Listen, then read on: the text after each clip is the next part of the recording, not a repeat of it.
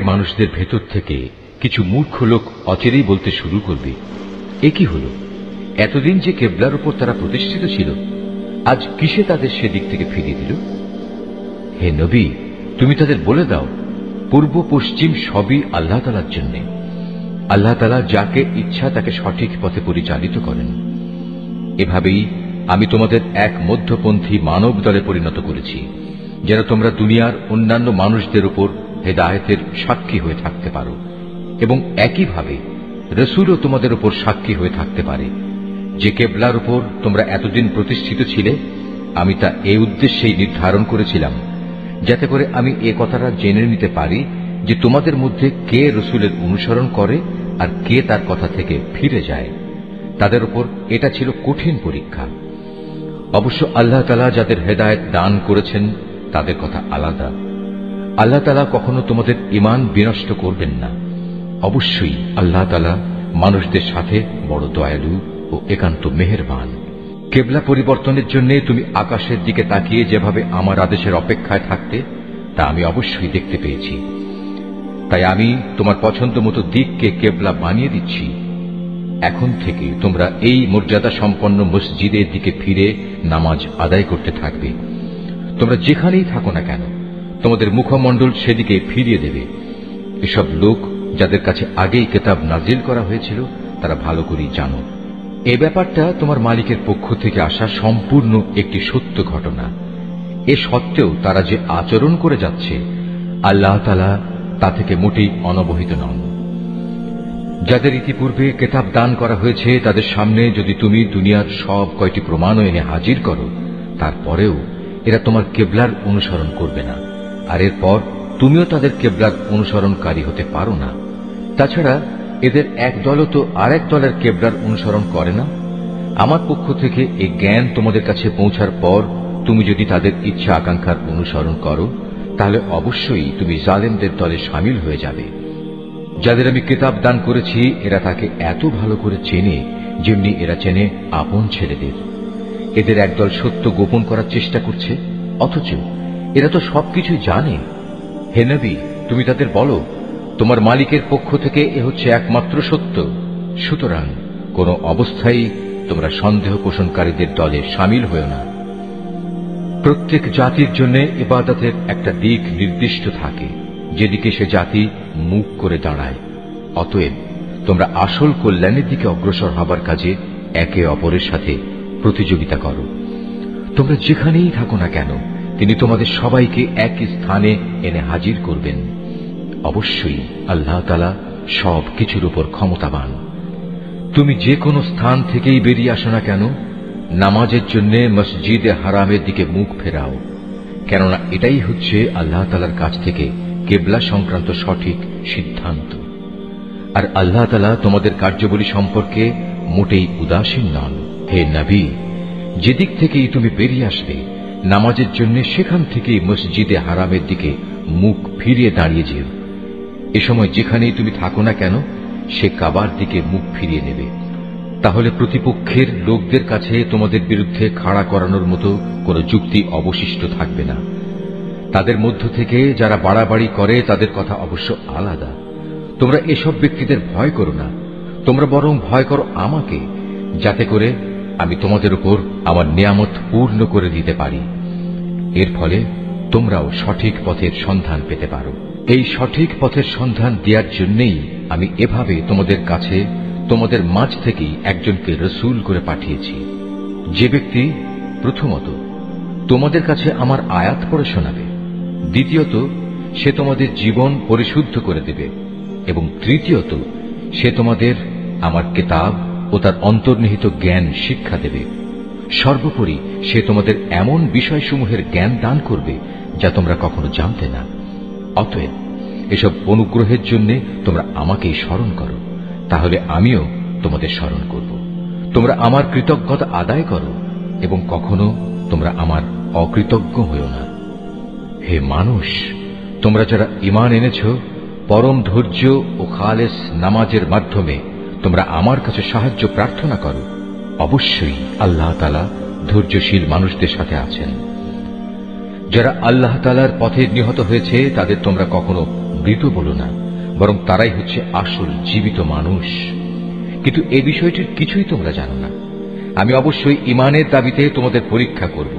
কখনো ভয় ভীতি, কখনো ক্ষুধা অনাহার, কখনো তোমাদের জান মাল ও ফসল আদির ক্ষতি সাধন করে তোমাদের পরীক্ষা করা হবে। যারা ধৈর্যের সাথে এর মোকাবেলা করে, তুমি সেই ধৈর্যশীলদের আমার নিয়ামতের সুসংবাদ দান করো। যখনই তাদের সামনে কোনো পরীক্ষা এসে হাজির হয়, তখনই তারা বলে, আমরা তো আল্লাহর জন্যেই, আমাদের তো একদিন আল্লাহর কাছেই ফিরে যেতে হবে। বস্তুত এরা হচ্ছে সেসব ব্যক্তি যাদের উপর রয়েছে তাদের মালিকের পক্ষ থেকে অগণিত রহমত ও অপার করুণা, আর এরাই সঠিক পথ প্রাপ্ত। অবশ্যই সাফা এবং মারওয়া পাহাড় দুটো হচ্ছে আল্লাহ তাআলার নিদর্শনসমূহের অন্যতম। অতএব যদি তোমাদের মধ্যে কোনো লোক হজ কিংবা উমরা আদায় করার ইরাদা করে, তার জন্য এই উভয় পাহাড়ের মাঝে তাওয়াফ করাতে দোষের কিছু নেই। কেননা যদি কোনো ব্যক্তি অন্তরের নিষ্ঠার সাথে কোনো ভালো কাজ করে, তাহলে তারা যেন জেনে রাখে, নিঃসন্দেহে আল্লাহ তাআলা কৃতজ্ঞতা পরায়ণ ও প্রভূত জ্ঞানের অধিকারী। মানুষের জন্য যেসব বিধান আমি আমার কিতাবে বর্ণনা করে দিয়েছি, তারপর যারা আমার নাজিল করা সেসব সুস্পষ্ট নিদর্শন সমূহ ও পরিষ্কার পথ নির্দেশ গোপন করে, এরাই হচ্ছে সেসব লোক যাদের উপর আল্লাহ তাআলা অভিসম্পাত করেন। অভিশাপ বর্ষণ করে অন্যান্য অভিশাপকারীরাও, তবে তারা এ কাজ থেকে ফিরে আসবে এবং নিজেদের সংশোধন করে নেবে। খোলাখুলিভাবে তারা সেসব সত্য কথা প্রকাশ করবে যা এতদিন আহলে কিতাবরা গোপন করে আসছিল। এরাই হবে সেসব লোক যাদের উপর আমি দয়া পরবশ হব। আমি পরম ক্ষমাকারী, দয়ালু। যারা কুফরি করেছে এবং এই কাফের অবস্থায় মৃত্যুবরণ করেছে, তাদের উপর আল্লাহর অভিশাপ, ফেরেশতাদের অভিশাপ, সর্বোপরি অভিশাপ সমগ্র মানবকুলের। এই অভিশপ্ত অবস্থা নিয়েই এরা সেখানে চিরদিন থাকবে। শাস্তির মাত্রা এদের উপর থেকে বিন্দু মাত্র কম করা হবে না, তাদের কোন রকম অবকাশও দেয়া হবে না। তোমাদের মাবুদ হচ্ছেন একজন, তিনি ছাড়া দ্বিতীয় কোনো মাবুদ নেই। তিনি দয়ালু, তিনি মেহেরবান। নিঃসন্দেহে আসমান জমিনের সৃষ্টির মাঝে, রাত দিনের এই আবর্তনের মাঝে, মহাসাগরে ভাসমান জাহাজসমূহে যা মানুষের জন্য কল্যাণকর দ্রব্য সামগ্রী নিয়ে ঘুরে বেড়ায়, এর সব কয়টিতে আল্লাহ তাআলার নিদর্শন মজুদ রয়েছে। আরো আছে আল্লাহ তাআলা আকাশ থেকে বৃষ্টি আকারে যা কিছু নাজিল করেন সেই বৃষ্টির পানির মাঝে। ভূমির নির্জীব হওয়ার পর তিনি এ পানি দ্বারা তাতে নতুন জীবন দান করেন। অতঃপর এই ভূখণ্ডে সব ধরনের প্রাণীর তিনি আবির্ভাব ঘটান। অবশ্যই বাতাসের প্রবাহ সৃষ্টি করার মাঝে এবং সে মেঘমালা যা আসমান জমিনের মাঝে বশীভূত করে রাখা হয়েছে, তার মাঝে সুস্থ বিবেকবান সম্প্রদায়ের জন্য নিদর্শন রয়েছে। মানুষদের মাঝে কিছু সংখ্যক এমনও রয়েছে যে আল্লাহর বদলে অন্য কিছুকে তার সমকক্ষ মনে করে। তারা তাদের তেমনি ভালোবাসে যেমনটি শুধু আল্লাহ তাআলাকেই তাদের ভালোবাসা উচিত। আর যারা সত্যিকার অর্থে আল্লাহ তাআলার উপর ঈমান আনে, তারা তো তাকেই সর্বাধিক পরিমাণে ভালোবাসবে। যারা আল্লাহর আনুগত্য না করে বাড়াবাড়ি করছে, তারা যদি আযাব স্বচক্ষে দেখতে পেত, তাহলে এরা বুঝতে পারত আসমান জমিনের সমুদয় শক্তি একমাত্র আল্লাহর জন্যই। শাস্তি দেওয়ার ব্যাপারে তিনি অত্যন্ত কঠোর। সেদিন ভয়াবহ শাস্তি দেখে হতভাগ্য লোকেরা দুনিয়ায় যাদের তারা মেনে চলত, তাদের অনুসারীদের সাথে সম্পর্ক ছেদের কথা বলবে। বলবে, আমরা তো এদের চিনিই না। এদের উভয়ের মধ্যেকার ভঙ্গুর সব সম্পর্ক সেদিন ছিন্ন বিচ্ছিন্ন হয়ে যাবে। এ হতাশাগ্রস্ত অনুসারীরা সেদিন বলবে, আবার যদি একবার আমাদের জন্য পৃথিবীতে ফিরে যাবার সুযোগ থাকত, তাহলে আজ যেমনি করে তারা আমাদের সাথে সম্পর্ক ছেদ করেছে, আমরা সেখানে গিয়ে তাদের সাথে যাবতীয় সম্পর্ক ছেদ করে আসতাম। এভাবেই আল্লাহ তাআলা তাদের সমগ্র জীবনের কর্মকাণ্ডগুলো তাদের সামনে একরাশ লজ্জা ও আক্ষেপ হিসেবে তুলে ধরবেন। তাদের জন্য যে জাহান্নাম নির্ধারিত হয়ে আছে, এরা কখনো সেই জাহান্নাম থেকে বেরিয়ে আসতে পারবে না। হে মানুষ, তোমরা আল্লাহর জমিনে যা কিছু হালাল ও পবিত্র জিনিস আছে তা খাও, এবং হালাল হারামের ব্যাপারে শয়তানের পদাঙ্ক অনুসরণ করো না, কেননা সে হচ্ছে তোমাদের খোলাখুলি দুশমন। শয়তানের কাজ হচ্ছে সে তোমাদের সব সময় পাপ ও অশ্লীল কাজের আদেশ দেয়, যাতে করে আল্লাহ তাআলার নামে তোমরা এমন সব কথা বলতে শুরু করো যা সম্পর্কে তোমরা কিছুই জানো না। তাদের যখন বলা হয় আল্লাহ তাআলা যা কিছু নাজিল করেছেন তোমরা তা মেনে চলো, তারা বলে আমরা তো শুধু সে পথেরই অনুসরণ করব যে পথের উপর আমরা আমাদের বাপ দাদাদের পেয়েছি। তাদের বাপ দাদারা যদি এ ব্যাপারে কোনো জ্ঞান বুদ্ধির পরিচয় নাও দিয়ে থাকে, কিংবা তারা যদি হেদায়েত নাও পেয়ে থাকে, তবু কি তারা তাদের অনুসরণ করবে? এভাবে যারা হেদায়েত অস্বীকার করে তাদের উদাহরণ হচ্ছে এমন কিছুর মতো যে তার পালের আরেকটি জন্তুকে যখন ডাক দেয় তখন পেছনের সেই পশুটি তার চিৎকার ও কান্নার আওয়াজ ছাড়া আর কিছু শুনতে পায় না। মূলত এরা কানেও শোনে না, কথাও বলতে পারে না, চোখেও দেখে না। এ কারণে হেদায়েতের কথাও এরা বুঝে না। হে মানুষ, তোমরা যারা ঈমান এনেছ, আমি যেসব পাক পবিত্র জিনিস তোমাদের দান করেছি নিঃসংকোচে তা তোমরা খাও এবং এই নিয়ামতের জন্য আল্লাহ তাআলার শুকর আদায় করো। অবশ্য যদি তোমরা হালাল হারামের ব্যাপারে একান্তভাবে শুধু তাঁরই দাসত্ব করো। অবশ্যই তিনি মৃত জন্তুর গোশত, সব ধরনের রক্ত ও শূকরের গোশত হারাম ঘোষণা করেছেন এবং এমন সব জন্তু হারাম করেছেন যা আল্লাহ তাআলা ছাড়া অন্য কারো নামে জবাই কিংবা উৎসর্গ করা হয়েছে। তবে সে ব্যক্তির কথা আলাদা যাকে এজন্য বাধ্য করা হয়েছে। যদি সে ব্যক্তি এমন হয় যে সে আল্লাহর আইনের সীমা লঙ্ঘনকারী হয় না, অথবা যেটুকু হলে জীবনটা বাঁচে তার চেয়ে বেশি ভোগ করে তাতে অভ্যস্ত হয়ে পড়ে না, তাহলে এই অপারগতার সময় হারাম খেলে তার উপর কোনো গুনাহ নেই। অবশ্যই আল্লাহ তাআলা ক্ষমাশীল, তিনি অনেক মেহেরবান।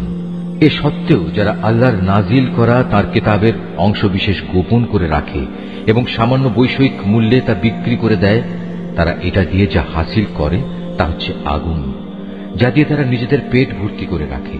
শেষ বিচারের দিনে আল্লাহ তাআলা তাদের সাথে কথা বলবেন না, তিনি তাদের সেদিন পবিত্র করবেন না। ভয়াবহ আযাব এদের জন্য নির্দিষ্ট। এরা হেদায়েতের বদলে গুমরাহির পথ কিনে নিয়েছে, ক্ষমার বদলে তারা আযাব বেছে নিয়েছে। এরা ধৈর্যের সাথে ধীরে ধীরে জাহান্নামের আগুনের উপর গিয়ে পড়েছে। এটা এই জন্যে আল্লাহ তাআলা মানব জাতির জন্য আগে থেকেই সত্য দ্বীন সহকারে কিতাব নাজিল করে দিয়েছেন। যারা এই কিতাবে মতবিরোধে লিপ্ত হয়েছে তারা সত্য ও ন্যায়ের পথ থেকে অনেক দূরে বিক্ষিপ্ত হয়ে গেছে। তোমরা তোমাদের মুখ পূর্ব দিকে ফেরাও বা পশ্চিম দিকে ফেরাও, এতে কিন্তু কোনোই কল্যাণ নিহিত নেই। আসল নেকি হচ্ছে একজন মানুষ আল্লাহর উপর ঈমান আনবে, পরকালের উপর ঈমান আনবে, ঈমান আনবে ফেরেশতাদের উপর, আল্লাহর কিতাবের উপর, কিতাবের বাহক নবী রাসূলদের উপর, এবং আল্লাহর দেয়া মাল সম্পদ তাঁরই ভালোবাসা পাবার মানুষে আত্মীয় স্বজন, এতিম মিসকিন ও পথিক মুসাফিরের জন্য ব্যয় করবে। সাহায্য প্রার্থী দুস্থ মানুষ, সর্বোপরি মানুষদের কয়েদ ও দাসত্বের বন্দী দশা থেকে মুক্ত করার কাজে অর্থ ব্যয় করবে, নামাজ প্রতিষ্ঠা করবে, দারিদ্র্য বিমোচনের জন্য যাকাত আদায় করবে। তাছাড়াও রয়েছে সেসব পুণ্যবান মানুষ যারা প্রতিশ্রুতি দিলে তা পালন করে, ক্ষুধা দারিদ্র্যের সময় ও দুর্দিনে ধৈর্য ধারণ করে। মূলত এরাই হচ্ছে সত্যবাদী এবং এরাই হচ্ছে প্রকৃত আল্লাহভীরু মানুষ। হে মানুষ, যারা ঈমান এনেছ, তোমাদের জন্য নরহত্যার কিসাস তথা প্রতিশোধ কিভাবে নিতে হবে তা নির্ধারণ করে দেয়া হয়েছে, এবং তা এই যে মৃত স্বাধীন ব্যক্তির বদলে স্বাধীন ব্যক্তি দণ্ডাজ্ঞা পাবে, দাসের বদলে পাবে দাস, নারীর বদলে নারীর উপর দণ্ড প্রযোজ্য হবে। অবশ্য যে হত্যাকারীকে যাকে হত্যা করা হয়েছে তার পরিবারের লোকেরা কিংবা তার ভাইয়ের পক্ষ থেকে ক্ষমা করে দেয়া হয়, তার ক্ষেত্রে কোনো ন্যায়ানুগ পন্থা অনুসরণ করে তা সম্পন্ন করতে হবে। এটা তোমাদের মালিকের পক্ষ থেকে দণ্ড হ্রাস করার উপায় এবং তার একটি অনুগ্রহ মাত্র। যদি কেউ এর পরেও বাড়াবাড়ি করে তাহলে তার জন্য কঠোর শাস্তি রয়েছে। হে বিবেকবান লোকেরা, আল্লাহর নির্ধারিত এই কিসাসের মাঝেই সত্যিকার অর্থে তোমাদের সমাজ ও জাতির জীবন নিহিত রয়েছে। আশা করা যায় অতঃপর তোমরা সতর্ক হয়ে চলবে। হে ঈমানদার লোকেরা, তোমাদের জন্য এই আদেশ জারি করা হয়েছে যে যদি তোমাদের মাঝে কোনো লোকের মৃত্যু এসে হাজির হয় এবং সে যদি কিছু সম্পদ রেখে যায়, তাহলে ন্যায়ানুগ পন্থায় তা বন্টনের কাজে তার পিতামাতা ও আত্মীয় স্বজনের জন্য ওসিয়তের ব্যবস্থা রয়েছে। এটা পরহেজগার লোকদের উপর একান্ত করণীয়। যারা তার এই ওসিয়ত শুনে নেওয়ার পর নিজেদের স্বার্থে তা পাল্টে নিল, তাদের জানা উচিত এটা বদলানোর অপরাধের দায়িত্ব তাদের উপরই বর্তাবে। আল্লাহ তাআলা সবকিছুই শোনেন এবং সবকিছুই তার জানা। অবশ্য কারো যদি ওসিয়তকারীর কাছ থেকে এ ধরনের আশঙ্কা থাকে যে সে পক্ষপাতিত্ব করে কারো প্রতি অবিচার করে গেছে কিংবা কারো সাথে এর ফলে নাইনসাফি করা হয়েছে, তাহলে যদি সদিচ্ছা নিয়ে মূল বিষয়টি সংশোধন করে নেয়, এতে তার কোনো দোষ হবে না। আল্লাহ তাআলা বড়ই ক্ষমাশীল, মেহেরবান। হে মানুষ, তোমরা যারা ঈমান এনেছ, তোমাদের উপর রোজা ফরজ করে দেয়া হয়েছে, যেমনি করে ফরজ করা হয়েছিল তোমাদের পূর্ববর্তী লোকদের উপর, যেন তোমরা এর মাধ্যমে আল্লাহকে ভয় করতে পারো। রোজা ফরজ করা হয়েছে কয়েকটি নির্দিষ্ট দিনের জন্য। তারপরেও কেউ যদি সে দিনগুলোতে অসুস্থ হয়ে যায় কিংবা কেউ যদি তখন সফরে থাকে, সে ব্যক্তি সমপরিমাণ দিনের রোজা সুস্থ হয়ে গেলে অথবা সফর থেকে ফিরে এসে আদায় করে নেবে। এর পরেও যাদের উপর রোজা একান্ত কষ্টকর হবে, তাদের জন্য এর বিনিময়ে ফেদিয়া থাকবে, এবং তা হচ্ছে একজন গরিব ব্যক্তিকে তৃপ্তি ভরে খাবার দেয়া। অবশ্য যদি কোনো ব্যক্তি এর চাইতে বেশি দিয়ে ভালো কাজ করতে চায়, তাহলে এ অতিরিক্ত কাজ তার জন্য হবে একান্ত কল্যাণকর। তবে এ সময় তোমরা যদি রোজা রাখতে পারো, তাই তোমাদের জন্য ভালো। তোমরা যদি রোজার উপকারিতা সম্পর্কে জানতে যে এতেই কল্যাণ রয়েছে। রোজার মাস এমন একটি মাস যাতে কোরআন নাজিল করা হয়েছে, আর এই কোরআন হচ্ছে মানব জাতির জন্য পথের দিশা, সৎ পথের সুস্পষ্ট নিদর্শন, মানুষদের জন্য হক বাতিলের পার্থক্যকারী। অতএব তোমাদের মধ্যে যে ব্যক্তি এ মাসটি পাবে, সে এ মাসে রোজা রাখবে। তবে যদি সে অসুস্থ হয়ে পড়ে কিংবা সফরে থাকে, সে পরবর্তী কোনো সময় গুনে গুনে সেই পরিমাণ দিন পূরণ করে নেবে। এ সুযোগ দিয়ে আল্লাহ তাআলা তোমাদের জীবন আসান করে দিতে চান। আল্লাহ তাআলা কখনোই তোমাদের জীবন কঠোর করে দিতে চান না। আল্লাহর উদ্দেশ্য হচ্ছে তোমরা যেন গুনে গুনে রোজার সংখ্যাগুলো পূরণ করতে পারো। আল্লাহ তাআলা তোমাদের কোরআনের মাধ্যমে জীবন যাপনের যে পদ্ধতি শিখিয়েছেন, তার জন্য তোমরা তাঁর মাহাত্ম্য বর্ণনা করতে এবং তাঁর কৃতজ্ঞতা আদায় করতে পারো। হে নবী, আমার কোনো বান্দা যখন তোমাকে আমার ব্যাপারে জিজ্ঞেস করে, তাকে তুমি বলে দিও, আমি তার একান্ত কাছেই আছি। আমি আহ্বানকারীর ডাকে সাড়া দিই যখন সে আমাকে ডাকে। তাই তাদের উচিত আমার আহ্বানে সাড়া দেয়া এবং সম্পূর্ণভাবে আমার উপরই ঈমান আনা। আশা করা যায় এতে করে তারা সঠিক পথের সন্ধান পাবে। রোজার মাসের রাতের বেলায় তোমাদের স্ত্রীদের কাছে যৌন মিলনের জন্য যাওয়া তোমাদের জন্য হালাল করে দেয়া হয়েছে, কারণ তোমাদের নারীরা যেমনি তোমাদের জন্য পোশাক স্বরূপ, ঠিক তোমরাও তাদের জন্য পোশাক সমতুল্য। আল্লাহ তাআলা এটা জানেন। রোজার মাসে রাতের বেলায় স্ত্রী সহবাসের ব্যাপারে তোমরা নানা ধরনের আত্মপ্রতারণার আশ্রয় নিচ্ছিলে, তাই তিনি তোমাদের উপর থেকে কড়াকড়ি শিথিল করে তোমাদের উপর দয়া করলেন এবং তোমাদের মাফ করে দিলেন। এখন তোমরা চাইলে তাদের সাথে সহবাস করতে পারো, এবং এ ব্যাপারে আল্লাহ পাক তোমাদের জন্য যা বিধিবিধান কিংবা সন্তান লিখে রেখেছেন তা সন্ধান করো। রোজার সময় পানাহারের ব্যাপারে আল্লাহর নির্দেশ হচ্ছে তোমরা পানাহার অব্যাহত রাখতে পারো যতক্ষণ পর্যন্ত রাতের অন্ধকার রেখার ভেতর থেকে ভোরের শুভ্র আলোক রেখা তোমাদের জন্য পরিষ্কার প্রতিভাত না হয়। অতঃপর তোমরা রাতের আগমন পর্যন্ত রোজা পূর্ণ করে নাও। তবে মসজিদে যখন তোমরা ইতিকাফ অবস্থায় থাকবে, তখন নারী সম্ভোগ থেকে বিরত থেকো। এই হচ্ছে আল্লাহ তাআলার নির্ধারিত সীমারেখা। অতএব তোমরা কখনো এর কাছেও যেও না। এভাবেই আল্লাহ তাআলা তার যাবতীয় নিদর্শন মানুষদের জন্য বলে দিয়েছেন, যাতে করে তারা এ আলোকে আল্লাহ তাআলাকে ভয় করতে পারে।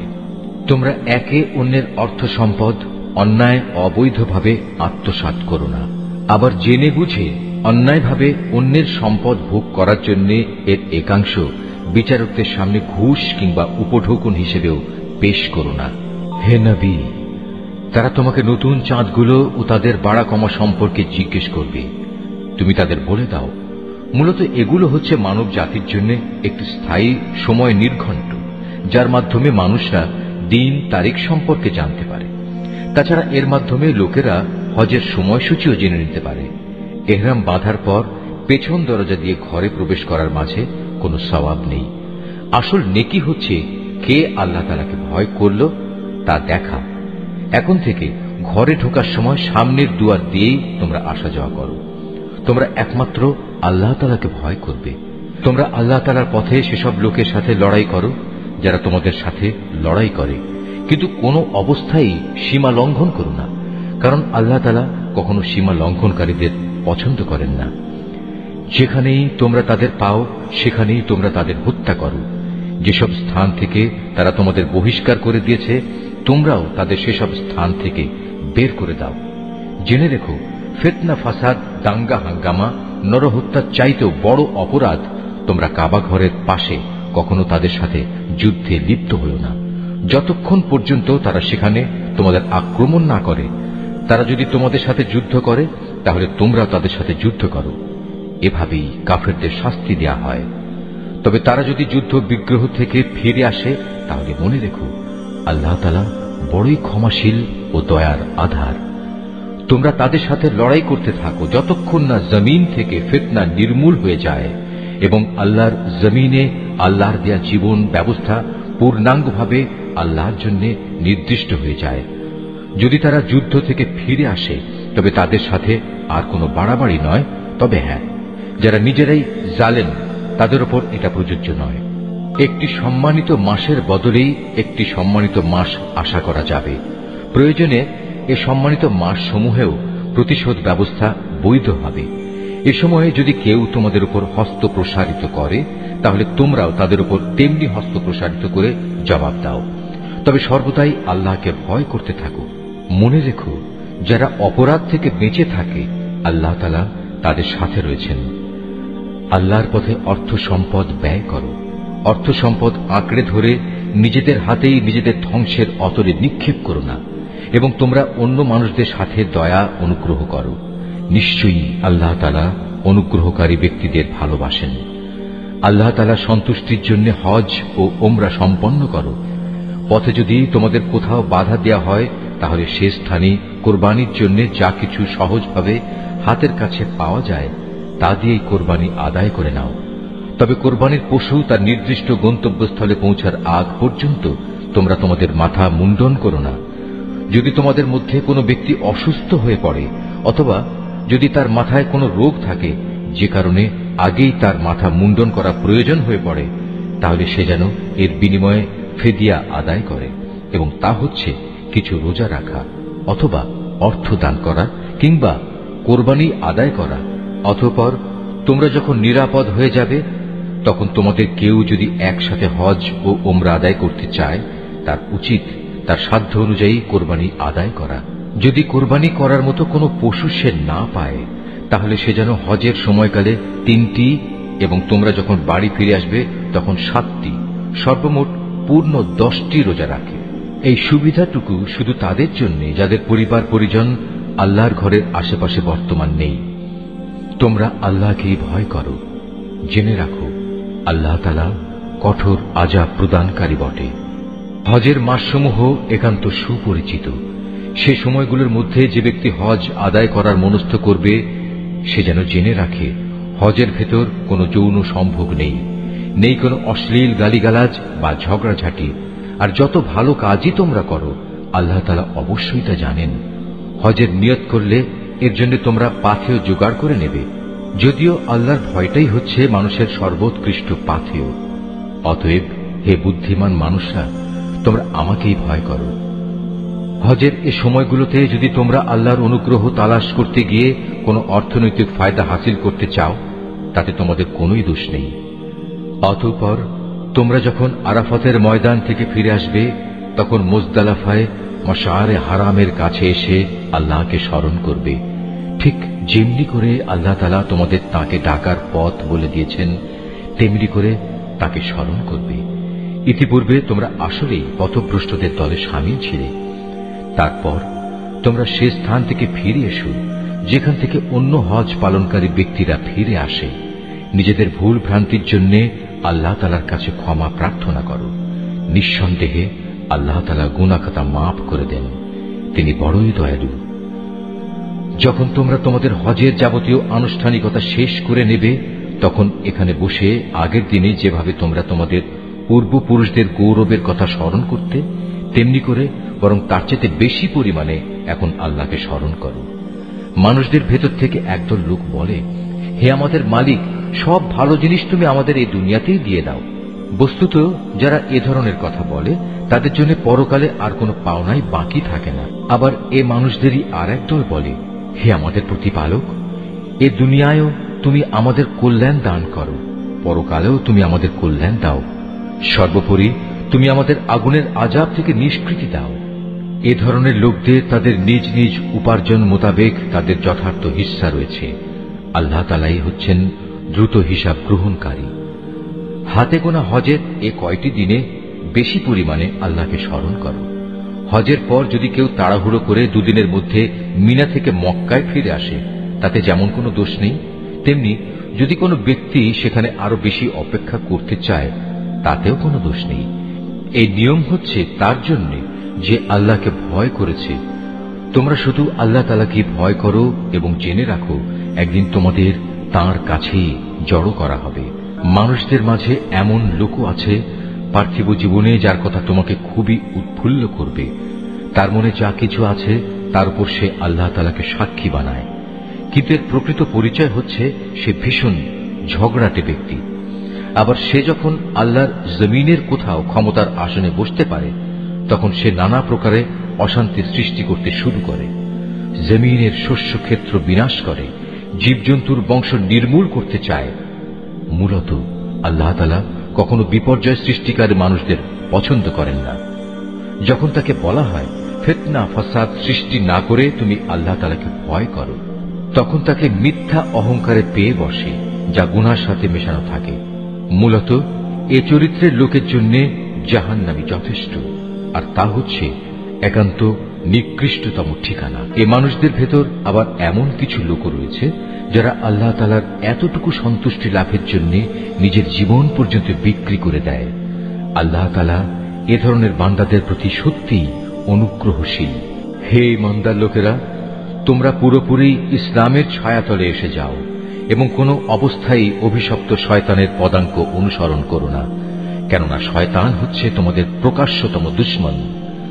আল্লাহ তাআলার পক্ষ থেকে এসব সুস্পষ্ট নিদর্শন তোমাদের কাছে এসে যাওয়ার পরও যদি তোমাদের পদস্খলন হয়, তাহলে নিশ্চিত জেনে রাখো আল্লাহ তাআলা মহাবিজ্ঞ ও পরাক্রমশালী।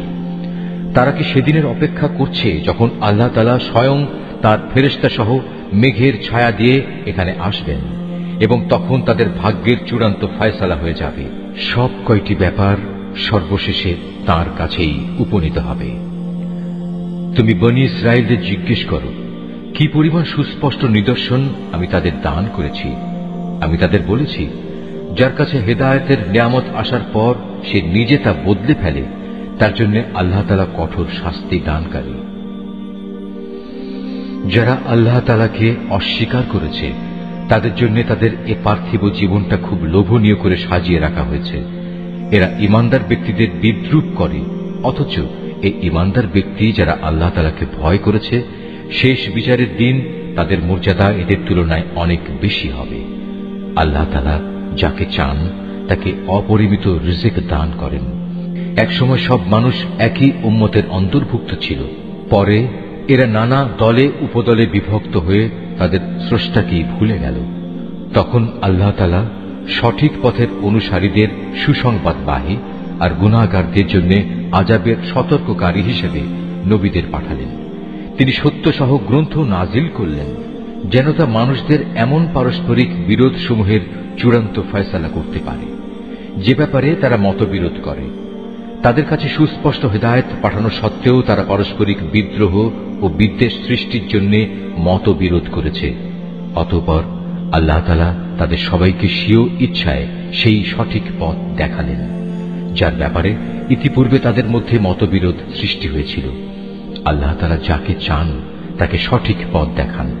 তোমরা কি মনে করে নিয়েছো যে তোমরা এমনি এমনি বেহেশতে চলে যাবে?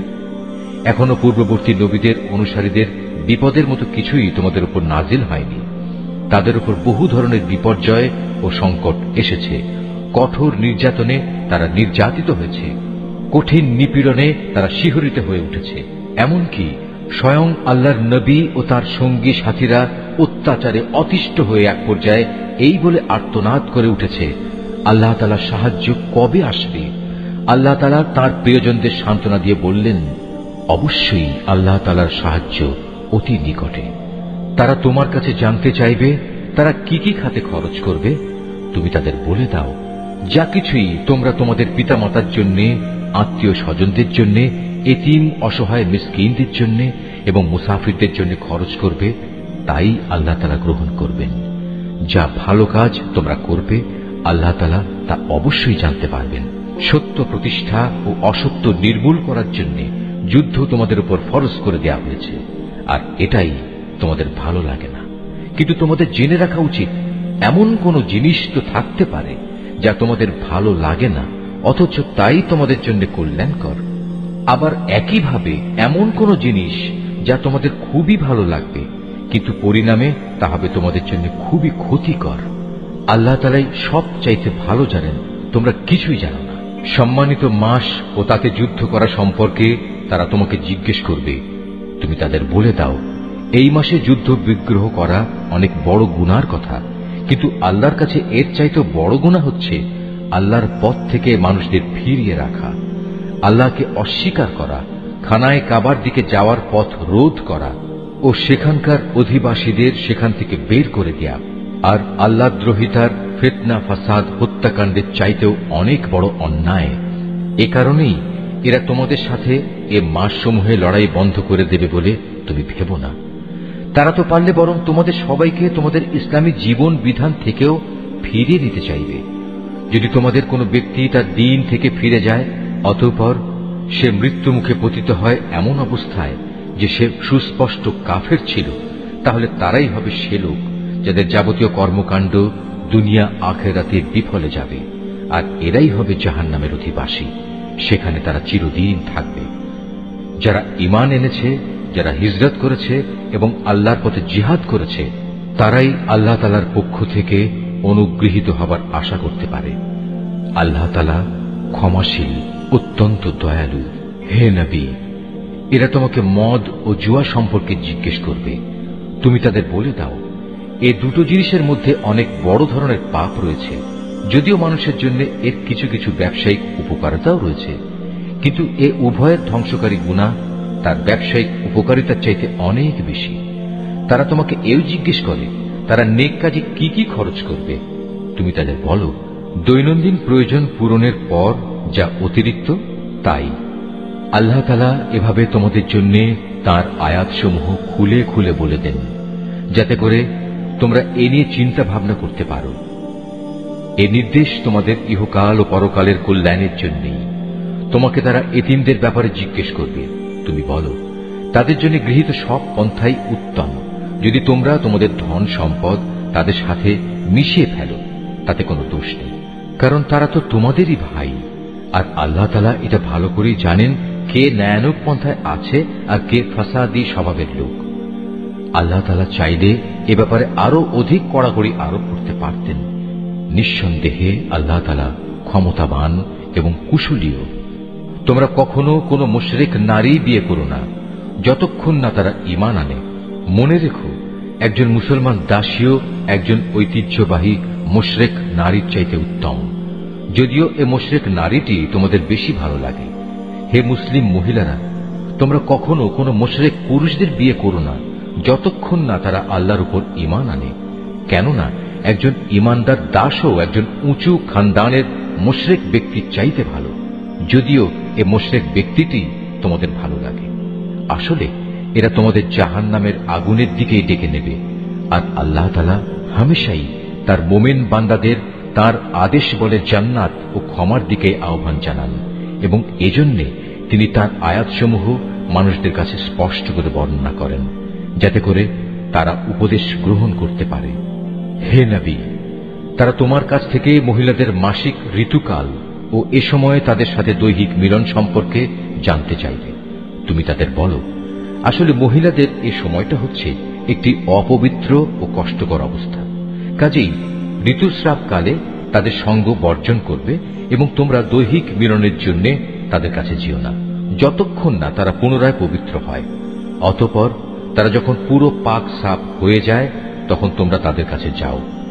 দৈহিক মিলনের যে পদ্ধতি আল্লাহ তাআলা শিখিয়ে দিয়েছেন সেভাবে যাবে। আল্লাহ তাআলা অবশ্যই সেসব লোকদের ভালোবাসেন যারা আল্লাহর দিকেই ফিরে আসে এবং যারা পাক পবিত্রতা অবলম্বন করে। তোমাদের স্ত্রীরা হচ্ছে তোমাদের জন্য সন্তান উৎপাদনের ফসল ক্ষেত্র। তোমরা তোমাদের এই ফসল ক্ষেত্রে যেভাবে ইচ্ছা সেভাবেই গমন করো। তোমরা সময় থাকতে নিজেদের জন্য কিছু অগ্রিম নেক আমল পাঠিয়ে দাও। তোমরা আল্লাহকে ভয় করো। জেনে রেখো একদিন তোমাদের সবাইকে তাঁর সামনাসামনি হতে হবে। মোমেনদের তুমি পুরস্কারের সুসংবাদ দান করো। তোমরা তোমাদের এমন শপথের জন্য আল্লাহর নামকে কখনো ঢাল হিসাবে ব্যবহার করবে না, যার মাধ্যমে ভালো কাজ করা, আল্লাহ তাআলাকে ভয় করা এবং মানুষদের মাঝে শান্তি শৃঙ্খলা প্রতিষ্ঠা করার কাজ থেকে তোমরা দূরে থাকবে। কারণ আল্লাহ তাআলা তোমাদের সবকিছুই শোনেন এবং সব কথাই তিনি জানেন। আল্লাহ তাআলা তোমাদের নিরর্থক শপথের জন্য কখনো পাকড়াও করবেন না, তবে তিনি অবশ্যই সেসব শপথের ব্যাপারে তোমাদের জিজ্ঞাসাবাদ করবেন যা তোমরা আন্তরিকভাবে সম্পন্ন করো। বস্তুত আল্লাহ তাআলা বড় ক্ষমাশীল ও ধৈর্যশীল। যেসব লোক নিজ স্ত্রীদের কাছে যাবে না বলে কসম করেছে তাদের এ ব্যাপারে মনস্থির করার জন্য 4 মাসের অবকাশ রয়েছে। এ সময়ের ভেতর যদি তারা তাদের কসম থেকে ফিরে আসে তাহলে জেনে রেখো আল্লাহ তাআলা ক্ষমাশীল ও দয়াবান। আর তারা যদি এ সময়ের ভেতর তালাক দেওয়ার সিদ্ধান্ত করে তাহলে তারা যেন জেনে রাখে আল্লাহ তাআলা সব শোনেন, জানেন। তালাকপ্রাপ্তা মহিলারা যেন 3টি মাসিক ঋতু অথবা ঋতু থেকে পবিত্র থাকার 3টি মুদ্দত পর্যন্ত নিজেদের পুনরায় বিয়ের বন্ধন থেকে দূরে রাখে। তাদের গর্ভে আল্লাহ তাআলা যা কিছু সৃষ্টি করেছেন তা গোপন করা কোনো অবস্থায় তাদের পক্ষে ন্যায়সঙ্গত হবে না, যদি তারা আল্লাহর উপর এবং পরকালের উপর ঈমান আনে। এ সময়ের ভেতর তাদের ফিরিয়ে নেয়ার ব্যাপারে তাদের স্বামীরা অবশ্য বেশি অধিকারী, যদি তারা উভয়ে পরস্পর মিলেমিশে চলতে চায়। পুরুষদের উপর নারীদের যেমন ন্যায়ানুগ অধিকার রয়েছে তেমনি রয়েছে নারীদের উপর পুরুষের অধিকার। পারিবারিক ভরণ পোষণের দায়িত্বের কারণে তাদের উপর পুরুষের মর্যাদা একমাত্রা বেশি রয়েছে। আল্লাহ তাআলা বিপুল ক্ষমতার মালিক, তিনি পরম কুশলী। তালাক 2 বার মাত্র উচ্চারণ করা যেতে পারে। 3য়বারের আগেই হয় সম্মান মর্যাদার সাথে তাকে ফিরিয়ে আনতে হবে অথবা সহৃদয়তার সাথে তাকে চলে যেতে দেবে। তোমাদের জন্য এটা কোনো অবস্থায় ন্যায়সঙ্গত নয় যে বিয়ের আগে যা কিছু তোমরা তাদের দিয়েছ তা তাদের থেকে ফিরিয়ে নেবে। তবে আল্লাহর নির্দিষ্ট সীমারেখার ভেতরে থেকে স্বামী স্ত্রী একত্রে জীবন কাটাতে পারবে না এমন আশঙ্কা যদি দেখা দেয় তখন আলাদা হয়ে যাওয়াটাই উত্তম। এমন অবস্থায় যদি তোমাদের ভয় হয় যে এরা আল্লাহর বিধানের গণ্ডির ভেতর থাকতে পারবে না, তাহলে স্ত্রী যদি স্বামীকে কিছু বিনিময় দেয় এবং তা দিয়ে বিচ্ছেদ ঘটিয়ে নেয় তাহলে তাদের উভয়ের উপর এটা কোনো দূষণীয় বিষয় হবে না। জেনে রাখো এটা হচ্ছে আল্লাহর নির্ধারিত সীমারেখা, তা কখনো অতিক্রম করো না। আর যারা আল্লাহর দেয়া সীমারেখা লঙ্ঘন করে তারা হচ্ছে সুস্পষ্ট জালেম। যদি সে তাকে তালাক দিয়েই দেয় তাহলে তারপর এ স্ত্রী তার জন্য আর বৈধ হবে না।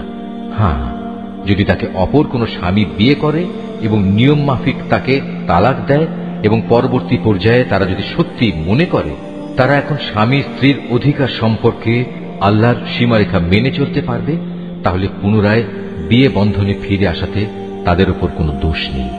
এটা হচ্ছে আল্লাহর বেঁধে দেয়া সীমারেখা।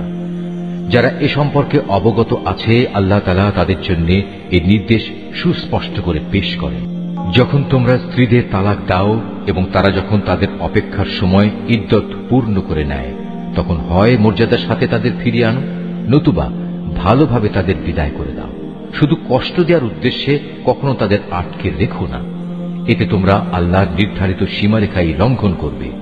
আর যে ব্যক্তি এমন কাজ করে সে প্রকারান্তরে নিজের উপরই জুলুম করে। সাবধান, আল্লাহর নির্দেশ সমূহকে কখনো হাসি তামাশার বস্তু মনে করো না।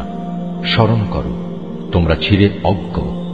আল্লাহ তাআলা তোমাদের উপর হেদায়েতের বাণী পাঠিয়ে নিয়ামত দান করেছেন, শুধু তাই নয়, তিনি তোমাদের জন্য জ্ঞান ও যুক্তিপূর্ণ কিতাব নাজিল করেছেন, যা তোমাদের দৈনন্দিন জীবনের নিয়ম কানুন বাতলে দেয়। অতএব তোমরা আল্লাহকে ভয় করো এবং জেনে রাখো, তিনি তোমাদের যাবতীয় কাজকর্ম সম্পর্কে সম্পূর্ণ ওয়াকিবহাল রয়েছেন। যখন তোমরা তোমাদের স্ত্রীদের তালাক দিয়ে দাও, অতঃপর তালাক প্রাপ্ত স্ত্রীরাও তাদের নির্ধারিত অপেক্ষার সময় ইদ্যত পালন শেষ করে নেয়, তখন তোমরা তাদের পছন্দ মতো স্বামীদের সাথে বিয়ের ব্যাপারে বাধা দিও না। যদি তারা বিয়ের জন্য সম্মানজনকভাবে কোনো ঐক্যমত্যে পৌঁছে থাকে, তোমাদের ভেতর যারা আল্লাহ তাআলা ও পরকালীন জীবনের উপর বিশ্বাস স্থাপন করে, তাদের এ আদেশই দেয়া হচ্ছে। মূলত এটা তোমাদের জন্য অধিক সম্মানের এবং অনেক পবিত্র কর্মধারা, কারণ আল্লাহ তাআলা জানেন তোমরা কিছুই জানো না। মায়েদের পুরো 2 বছরই সন্তানকে বুকের দুধ খাওয়ানো উচিত। এ নিয়ম তার জন্য যে চায় সন্তানের দুধ খাওয়ানো পুরো মাত্রায় আদায় করুক। সন্তানের পিতা দুধ খাওয়ানোর জন্য মায়েদের সম্মানজনক ভরণ পোষণ সুনিশ্চিত করবে। কোন ব্যক্তির উপর তার সাধ্যাতীত বোঝা চাপিয়ে দেওয়া যাবে না। পিতার সঙ্গতির কথা ভাবতে গিয়ে দেখতে হবে মায়েরাও যেন আবার নিজ সন্তান নিয়ে বেশি কষ্টে না পড়ে যায়, এবং পিতাকেও যেন সন্তান জন্ম দেওয়ার কারণে অযথা কষ্টে পড়ে যেতে না হয়, সেটাও খেয়াল রাখতে হবে। সন্তানের পিতার অবর্তমানে তার উত্তরাধিকারীদের উপর সন্তানের জন্মদাত্রী মায়ের অধিকার এভাবেই বহাল থাকবে। তবে কোন পর্যায়ে পিতামাতা যদি পারস্পরিক সম্মতি ও পরামর্শের ভিত্তিতে আগেভাগেই সন্তানের দুধ ছাড়িয়ে দিতে চায়, তাতেও তাদের উপর কোনো দোষের কিছু নেই। তোমরা যদি নিজেদের বদলে অন্য কাউকে সন্তানের দুধ খাওয়ানোর জন্য নিয়োগ করতে চাও, এবং যদি দুগ্ধদাত্রীর পাওনা যথাযথভাবে বুঝিয়ে দেওয়া হয়, তাতেও কোনো গুনাহ নেই। সর্বাবস্থায় আল্লাহ তাআলাকে ভয় করো এবং জেনে রেখো, তোমরা যা কিছুই করো আল্লাহ তাআলা তার সব কিছুই দেখতে পান। তোমাদের মধ্যে যারা মৃত্যু মুখে পতিত হয় এবং তারা যদি তাদের স্ত্রীদের জীবিত রেখে যায়, সে অবস্থায় স্ত্রীরা যদি বিয়ে করতে চায়, তাহলে তারা তাদের নিজেদের 4 মাস 10 দিন পর্যন্ত সময় বিয়ে থেকে বিরত থাকবে। অপেক্ষার এ সময়টুকু যখন তারা পূরণ করে নেবে, তখন নিজেদের বিয়ের ব্যাপারে তারা ন্যায়ানুগ পন্থায় যা ইচ্ছা তাই করতে পারবে, এবং এ বিষয়টিতে তাদের উপর কোনো গুনাহ নেই। মূলত তোমরা যে যাই করো না কেন, আল্লাহ তাআলা সব কাজেরই খবর রাখেন। এমনকি সে অপেক্ষার সময় শেষ হওয়ার আগেও তোমরা কেউ যদি তাকে বিয়ে করার জন্য পয়গাম পাঠাও, কিংবা তেমন কোনো ইচ্ছা যদি তোমরা নিজেদের মনের ভেতর লুকিয়েও রাখো, তাতেও তোমাদের উপর কোনো দোষ নেই, কেননা আল্লাহ তাআলা এটা ভালো করেই জানেন।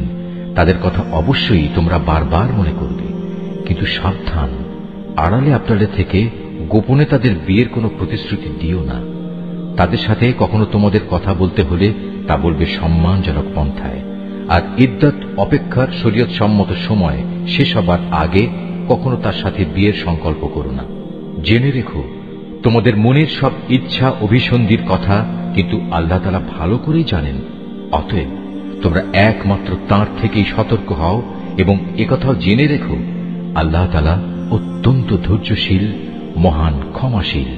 স্ত্রীদের শারীরিকভাবে স্পর্শ করা কিংবা তাদের জন্য মোহরের কোনো অঙ্ক নির্ধারণের আগেই যদি তোমরা তাদের তালাক দাও, তাতে শরীয়তের দৃষ্টিতে তোমাদের উপর কোনো গুনাহ নেই। এ পরিস্থিতিতে মোহরের কোনো অঙ্ক নির্ধারিত না হলেও তাদের ন্যায়ানুগ পন্থায় কিছু পরিমাণ অর্থ আদায় করে দেবে।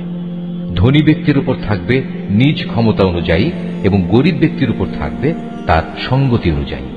এটা নেককার লোকদের উপর আরোপিত স্ত্রীদের একটি অধিকার বটে। যদি এমন হয় তোমরা তাদের শারীরিকভাবে স্পর্শ করনি, কিন্তু মোহরের অঙ্ক নির্ধারিত করে নিয়েছ, এমতাবস্থায় যদি তোমরা তাদের তালাক দাও, তাহলে তাদের জন্য থাকবে নির্ধারিত মোহরের অর্ধেক পরিমাণ, যা আদায় করে দিতে হবে। হ্যাঁ, তালাকপ্রাপ্তা স্ত্রী নিজের থেকে যদি তোমাদের তা মাফ করে দেয়, কিংবা যে স্বামীর হাতে বিয়ের বন্ধন রয়েছে সে যদি স্ত্রীকে নির্দিষ্ট পরিমাণের বেশি দিয়ে অনুগ্রহ দেখাতে চায়, তাহলে তা হবে আল্লাহ ভীতিরও একান্ত কাছাকাছি। কখনো একে অপরের প্রতি দয়া ও সহৃদয়তা দেখাতে ভুলো না, কারণ তোমরা কে কি কাজ করো তার সবকিছুই আল্লাহ তাআলা পর্যবেক্ষণ করছেন। তোমরা নামাজ সমূহের উপর গভীরভাবে যত্নবান হও, বিশেষ করে মধ্যবর্তী নামাজ এবং আল্লাহর জন্য বিনীতভাবে দাঁড়িয়ে থাকো। অতঃপর যদি তোমরা ভীতিপ্রদ কোনো অবস্থার সম্মুখীন হও, তখন প্রয়োজনে তোমরা নামাজ পড়বে পায়ের উপর দাঁড়িয়ে কিংবা সওয়ারির উপর থাকা অবস্থায়। তারপর তোমরা যখন নিরাপদ হয়ে যাবে তখন আল্লাহ তাআলাকে স্মরণ করো, যেভাবে আল্লাহ তাআলা তাকে স্মরণ করার নিয়ম শিখিয়েছেন, যার কিছুই তোমরা ইতিপূর্বে জানতে না। তোমাদের মধ্যে থেকে যদি কেউ মৃত্যুমুখে পতিত হয় এবং সে বিধবা স্ত্রীদের রেখে যায়, তার উত্তরসূরিদের জন্য তার ওসিয়ত থাকবে যেন তারা 1 বছর পর্যন্ত তাদের স্ত্রীদের ব্যয়ভার বহন করে, কোনো অবস্থায় যেন তার ভিটে মাটি থেকে তাকে বের করে দেয়া না হয়। এই সময় পূরণ হবার আগে যদি তারা নিজেরাই বের হয়ে যায় এবং তারা নিজেদের ব্যাপারে কোনো ভিন্ন সিদ্ধান্ত করে কোনো সম্মানজনক ব্যবস্থা করে নেয়, তাহলে এজন্য তোমাদের উপর কোনো দোষ পড়বে না। আল্লাহ তাআলা সবার উপর শক্তিশালী, তিনি বিজ্ঞ কুশলীও। স্বামীদের উপর তালাকপ্রাপ্তা মহিলাদের জন্য ন্যায়সঙ্গত ভরণ পোষণের দায়িত্ব থাকবে। আল্লাহ তাআলাকে যারা ভয় করে, এটা তাদের উপর আরোপিত দায়িত্ব। এভাবেই আল্লাহ তাআলা তার আয়াতগুলো তোমাদের জন্য সুস্পষ্ট করে বলে দিয়েছেন, যাতে করে তোমরা বুঝতে পারো। তুমি কি তাদের পরিণতি দেখোনি, যারা মৃত্যুর ভয়ে নিজেদের ভিটে মাটি ছেড়ে বেরিয়ে এসেছিল, অথচ তারা সংখ্যায় ছিল হাজার হাজার। তাদের এ কাপুরুষোচিত আচরণে রুষ্ট হয়ে আল্লাহ তাআলা তাদের বললেন, তোমরা নিপাত হয়ে যাও। অতঃপর একসময় তাদের বংশধররা সাহসিকতার সাথে জালেমের মোকাবেলা করল। আল্লাহ তাআলা তাদের পুনরায় সামাজিক ও রাজনৈতিক জীবন দান করলেন। আল্লাহ তাআলা এ ধরনের সাহসী মানুষদের উপর সর্বদাই অনুগ্রহশীল, কিন্তু মানুষদের অধিকাংশই এজন্য আল্লাহর কৃতজ্ঞতা আদায় করে না। অতএব হে মুসলমানরা, কাপুরুষতা না দেখিয়ে তোমরা আল্লাহর পথে লড়াই করো এবং একথা ভালো করে জেনে রাখো, আল্লাহ তাআলা যেমন সব শোনেন তেমনি তিনি সবকিছু জানেন। তোমাদের মধ্যে থেকে কে এমন হবে যে আল্লাহকে উত্তম ঋণ দেবে? যে কেউই আল্লাহকে ঋণ দেবে সে যেন জেনে রাখে, আল্লাহ তাআলা ঋণের সে অঙ্ক তার জন্য বহু গুণ বাড়িয়ে দেবেন। আল্লাহ তাআলা কাউকে ধনী আবার কাউকে গরিব করে দেন, আর সবশেষে তোমাদের ধনী গরিব সবাইকে তো একদিন তার কাছেই ফিরে যেতে হবে। তুমি কি বনী ইসরাইল দলের কতিপয় নেতা সম্পর্কে চিন্তা করনি, যখন তারা মুসার আগমনের পর তদানীন্তন নবীর কাছে বলেছিল, আমাদের জন্য একজন বাদশা ঠিক করে দাও, যেন তার সাথে আমরা আল্লাহর পথে লড়াই করতে পারি। আল্লাহর নবী তাদের বলল, তোমাদের অবস্থা আগের লোকদের মতো এমন হবে না তো, যে আল্লাহ তাআলা তোমাদের লড়াইয়ের আদেশ দেবেন এবং তোমরা লড়াই করবে না? তারা বলল, আমরা কেন আল্লাহর পথে লড়ব না, বিশেষ করে যখন আমাদের নিজেদের বাড়ি ঘর থেকে আমাদের বের করে দেয়া হয়েছে, আমাদের ছেলে মেয়েদেরও বের করে দেয়া হয়েছে। অতঃপর যখন সত্যি সত্যি তাদের আল্লাহর পক্ষ থেকে যুদ্ধের আদেশ দেয়া হল, তখন কতিপয় সাহসী বান্দা ছাড়া তাদের অধিকাংশই ময়দান ছেড়ে পালিয়ে গেছে। আসলে আল্লাহ তাআলা জালেমদের ভালো করেই জানেন। তাদের নবী তাদের বলল, আল্লাহ তাআলা তালুতকে তোমাদের উপর বাদশা নিযুক্ত করে পাঠিয়েছেন। একথা শুনে তারা বলল, তার কি অধিকার আছে যে আমাদের উপর রাজত্ব করার? বাদশাহীর অধিকার বরং তার চাইতে আমাদেরই বেশি রয়েছে। তাছাড়া অর্থ প্রাচুর্যও তো তার বেশি নেই। আল্লাহর নবী বলল, শাসন ক্ষমতার জন্য আল্লাহ তাআলা তাকেই বাছাই করেছেন এবং এ কাজের জন্য তার শারীরিক যোগ্যতা ও জ্ঞান প্রতিভা আল্লাহ তাআলা বাড়িয়ে দিয়েছেন। আসলে আল্লাহ তাআলা যাকে চান তাকেই তার রাজ ক্ষমতা দান করে থাকেন। তার ভান্ডার অনেক প্রশস্ত। আল্লাহ তাআলা যাকে চান তাকেই রাজত্ব দেন। আল্লাহ তাআলা প্রাচুর্যময় ও মহাবিজ্ঞ। তাদের নবী তাদের আরো বলল, আল্লাহ তাআলা যাকে পাঠাচ্ছেন তার বাদশাহীর অবশ্যই একটা চিহ্ন থাকবে, এবং তা হচ্ছে সে তোমাদের সামনে হারানো সিন্দুকটি এনে হাজির করবে। এতে তোমাদের জন্য আল্লাহর পক্ষ থেকে সান্ত্বনা ও প্রশান্তির বিষয় থাকবে। তাছাড়া এ অমূল্য সিন্দুকে মুসা ও হারুনের পরিবার পরিজনের কিছু রেখে যাওয়া জিনিসপত্রও থাকবে। আল্লাহ তাআলার নির্দেশে তার ফেরেশতারা এই সিন্দুক তোমাদের জন্য বহন করে আনবে। যদি তোমরা বিশ্বাস স্থাপন করো তাহলে তোমরা দেখবে এ সব কিছুতে তোমাদের জন্য এক ধরনের নিদর্শন রয়েছে। রাজত্ব পেয়ে তালুত নিজ বাহিনী নিয়ে যখন এগিয়ে গেল, তখন সে তার লোকদের বলল, আল্লাহ তাআলা একটি নদীর পানি দিয়ে তোমাদের পরীক্ষা করবেন। যদি তোমাদের মধ্যে কেউ এর পানি পান করে তাহলে সে আর আমার দলভুক্ত থাকবে না, আর যে ব্যক্তি তা খাবে না সে অবশ্যই আমার দলভুক্ত থাকবে। তবে কেউ যদি তার হাত দিয়ে সামান্য এক আজলা পানি খেয়ে নেয় তা ভিন্ন কথা। অতঃপর সেখানে গিয়ে হাতে গোনা কয়েকজন লোক ছাড়া আর সবাই তৃপ্তি ভরে পানি পান করল।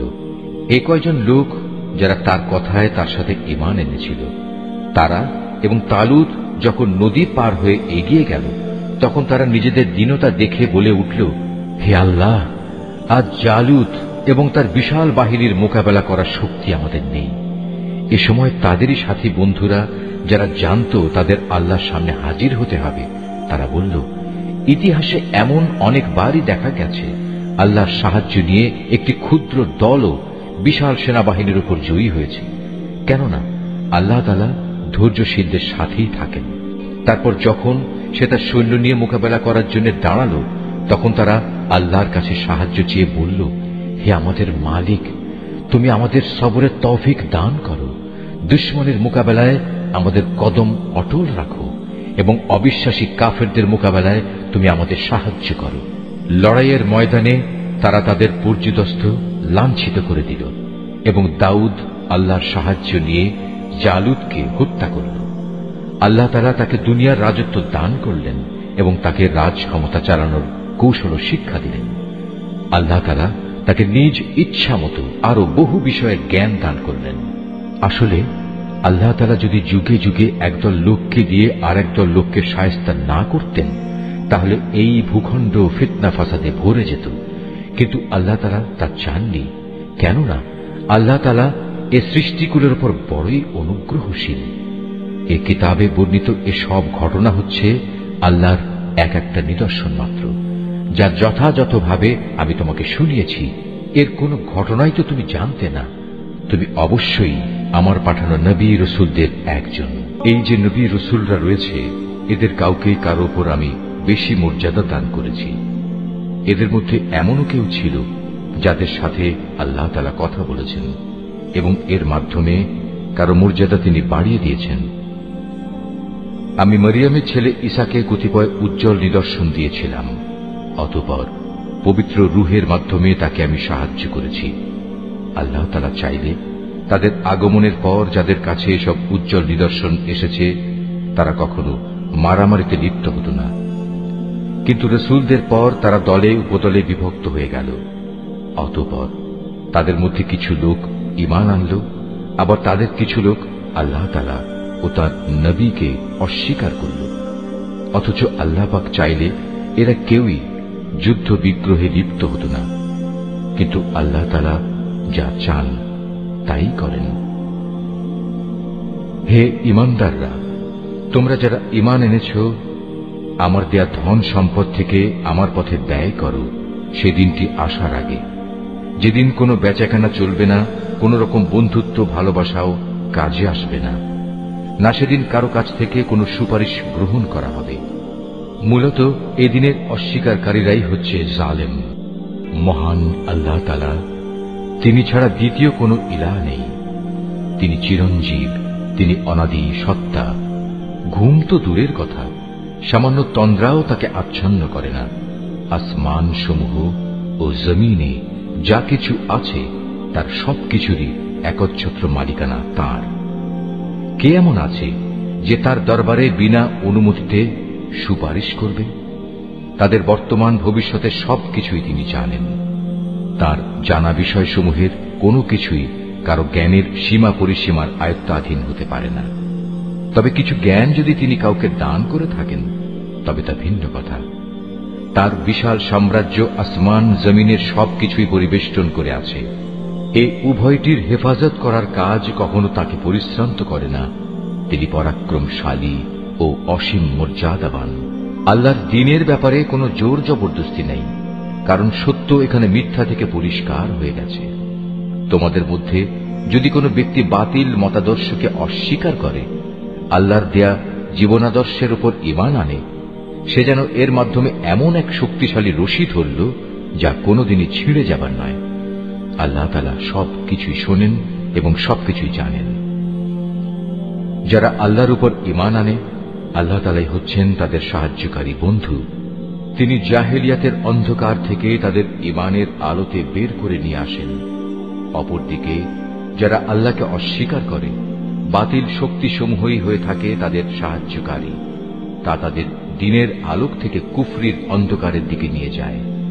এরাই হচ্ছে প্রকৃতপক্ষে জাহান্নামের অধিবাসী, সেখানে তারা চিরদিন থাকবেন। তুমি কি সে ব্যক্তির অবস্থা দেখোনি যে ব্যক্তিকে আল্লাহ তাআলা দুনিয়ার রাষ্ট্র ক্ষমতা দেওয়ার পর সেই ইব্রাহিমের সাথে স্বয়ং মালিকের ব্যাপারে বিতর্কে লিপ্ত হল? বিতর্কের এক পর্যায়ে ইব্রাহিম বলল, আমার মালিক তিনি যিনি সৃষ্টিকুলকে জীবন দান করেন, মৃত্যু দান করেন। সে বলল, জীবন মৃত্যু তো আমিও দিয়ে থাকি। ইব্রাহিম বলল, আমার আল্লাহ তাআলা পূর্ব দিক থেকে প্রতিদিন সূর্যের উদয় ঘটান, একবার তুমি তা পশ্চিম দিক থেকে বের করে দেখাও তো। এতে সত্য অস্বীকারী ব্যক্তিটি হতভম্ব হয়ে গেল। আসলে আল্লাহ তাআলা জালেম জাতিকে কখনো পথের দিশা দেন না। অথবা ঘটনাটি কি সেই ব্যক্তির মতো যে একটি বস্তির পাশ দিয়ে যাবার সময় যখন দেখল তা বিধ্বস্ত হয়ে আপন অস্তিত্বের উপর মুখ থুবড়ে পড়ে আছে, তখন সে ব্যক্তি বলল, এ মৃত জনপদকে কিভাবে আল্লাহ তাআলা আবার পুনরুজ্জীবন দান করবেন? এক পর্যায়ে আল্লাহ তাআলা সত্যি সত্যি তাকে মৃত্যু দান করলেন এবং এভাবেই তাকে 100 বছর ধরে মৃত ফেলে রাখলেন। অতঃপর তাকে পুনরায় জীবিত করলেন। এবার জিজ্ঞেস করলেন, বলতে পারো তুমি কতকাল মৃত অবস্থায় কাটিয়েছ? সে বলল, আমি একদিন কিংবা একদিনের কিছু অংশ মৃত অবস্থায় কাটিয়েছি। আল্লাহ তাআলা বললেন, বরং এমনি অবস্থায় তুমি 100 বছর কাটিয়ে দিয়েছ। তাকিয়ে দেখো তোমার নিজস্ব খাবার ও পানীয়ের দিকে, দেখবে তা বিন্দুমাত্র পচেনি। তোমার গাধাটির দিকেও দেখো, তাও একই অবস্থায় আছে। আমি এসব এজন্যই দেখালাম যেন আমি তোমাকে মানুষদের জন্য পরকালীন জীবনের একটি জীবন্ত প্রমাণ হিসেবে উপস্থাপন করতে পারি। এই মৃত জীবের হাড় পাঁজরগুলোর দিকে তাকিয়ে দেখো, তুমি নিজেই দেখতে পাবে আমি কিভাবে তা একটার সাথে আরেকটা জোড়া লাগিয়ে নতুন জীবন দিয়েছি। অতঃপর কিভাবে তাকে আমি গোশতের পোশাক পরিয়ে দিয়েছি।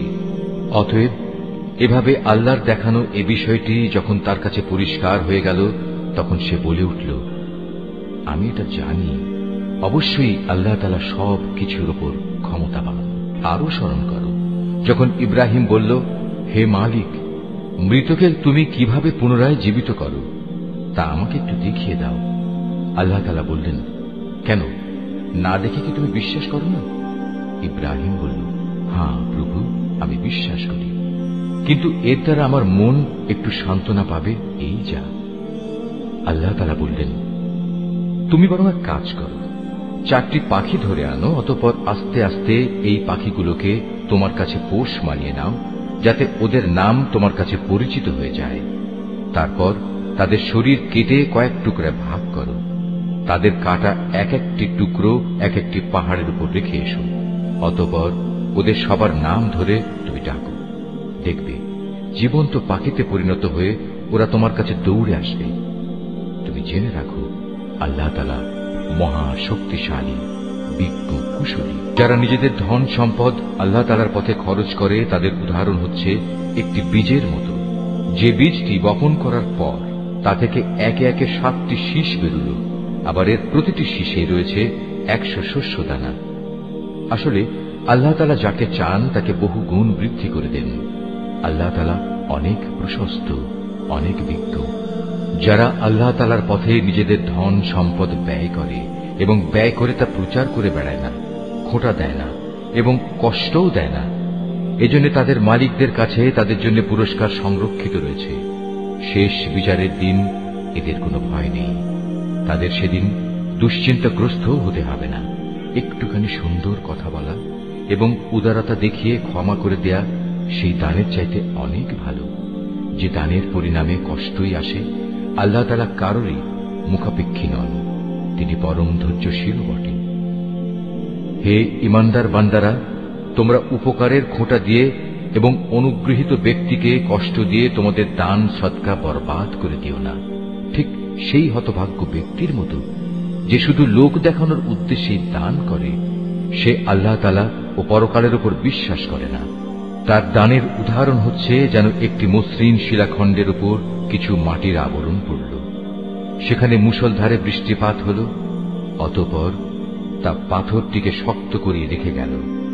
দান খয়রাত করে তারা যা কিছু অর্জন করল তা দিয়ে তারা কিছুই করতে পারল না। আর যারা আল্লাহকে বিশ্বাস করে না, আল্লাহ তাআলা তাদের কখনো সঠিক পথ দেখান না। অপরদিকে যারা আল্লাহ তাআলার সন্তুষ্টির জন্য এবং নিজেদের মানসিক অবস্থা আল্লাহর পথে সুদৃঢ় রাখার জন্য নিজেদের ধন সম্পদ ব্যয় করে, তাদের উদাহরণ হচ্ছে যেন তা কোনো উঁচু পাহাড়ের উপত্যকায় একটি সুসজ্জিত ফসলের বাগান। যদি সেখানে প্রবল বৃষ্টিপাত হয় তাহলে ফসলের পরিমাণ দ্বিগুণ হয়, আর প্রবল বৃষ্টিপাত না হলেও বৃষ্টির শিশির বিন্দুগুলোই ফসলের জন্য যথেষ্ট হয়। আল্লাহ তাআলা ভালো করে পর্যবেক্ষণ করেন তোমরা কে কি কাজ করো। তোমাদের কেউ কি চাইবে যে তার কাছে ফলে ফুলে সুশোভিত একটি বাগান থাকুক, যাতে খেজুর ও আঙুর সহ বিভিন্ন ধরনের ফলমূল থাকবে, তার তলদেশ দিয়ে আবার প্রবহমান থাকবে কতিপয় ঝর্ণাধারা, আর এর ফল ভোগ করার আগেই বাগানের মালিক বয়সের ভারে নুয়ে পড়বে এবং তার কিছু দুর্বল সন্তান থাকবে। এই অবস্থায় হঠাৎ করে এক আগুনে বাতাস এসে তার সব স্বপ্ন জ্বালিয়ে দিয়ে যাবে। এভাবেই আল্লাহ তাআলা তার নিদর্শনগুলো তোমাদের কাছে সুস্পষ্টভাবে বর্ণনা করেন, যাতে তোমরা আল্লাহ তাআলার এসব কথার উপর চিন্তা গবেষণা করতে পারো। হে ঈমানদার লোকেরা, তোমরা নিজেরা যা অর্জন করেছ সে পবিত্র সম্পদ এবং যা আমি জমিনের ভেতর থেকে তোমাদের জন্য বের করে এনেছি তার থেকে একটি উৎকৃষ্ট অংশ আল্লাহর পথে ব্যয় করো। আল্লাহর জন্য এমন নিকৃষ্টতম জিনিসগুলো বেছে রেখে তার থেকে ব্যয় করো না, যা অন্যরা তোমাদের দিলে তোমরা তা গ্রহণ করবে না। অবশ্য যা কিছু তোমরা অনিচ্ছাকৃতভাবে গ্রহণ করো তা আলাদা। তোমরা জেনে রেখো, আল্লাহ তাআলা তোমাদের দানের মুখাপেক্ষী নন, সব প্রশংসার মালিক তো তিনি। শয়তান সব সময় তোমাদের অভাব অনটনের ভয় দেখাবে এবং সে নানাবিধ অশ্লীল কর্মকাণ্ডের আদেশ দেবে। আর আল্লাহ তাআলা তোমাদের তার কাছ থেকে অসীম বরকত ও ক্ষমার প্রতিশ্রুতি দিচ্ছেন এবং সেদিকেই তিনি তোমাদের ডাকছেন। আল্লাহ তাআলা প্রাচুর্যময় ও সম্যক অবগত। আল্লাহ তাআলা যাকে চান তাকে একান্তভাবে তার পক্ষ থেকে বিশেষ জ্ঞান দান করেন, আর যে ব্যক্তিকে আল্লাহ তাআলার সেই বিশেষ জ্ঞান দেওয়া হল সে যেন মনে করে তাকে প্রচুর কল্যাণ দান করা হয়েছে। আর প্রজ্ঞা সম্পন্ন ব্যক্তি ছাড়া আল্লাহর এসব কথা থেকে অন্য কেউ কোনো শিক্ষায় গ্রহণ করতে পারে না। তোমরা যা কিছু খরচ করো আর যা কিছু খরচ করার জন্য মানত করো, আল্লাহ তাআলা অবশ্যই তা ভালো করেই জানেন। জালেমদের আসলেই কোনো সাহায্যকারী নেই। আল্লাহ তাআলা সন্তুষ্টির জন্য তোমরা যা কিছু দান করো তা যদি প্রকাশ্যভাবে মানুষদের সামনে করো তা ভালো কথা, তাতে কোনো দোষ নেই। তবে যদি তোমরা তা মানুষদের কাছে গোপন রাখো এবং চুপে চুপে অসহায়দের দিয়ে দাও, তা হবে তোমাদের জন্য উত্তম। এ দানের কারণে আল্লাহ তাআলা তোমাদের বহুবিধ গুনাহ খাতা মুছে দেবেন।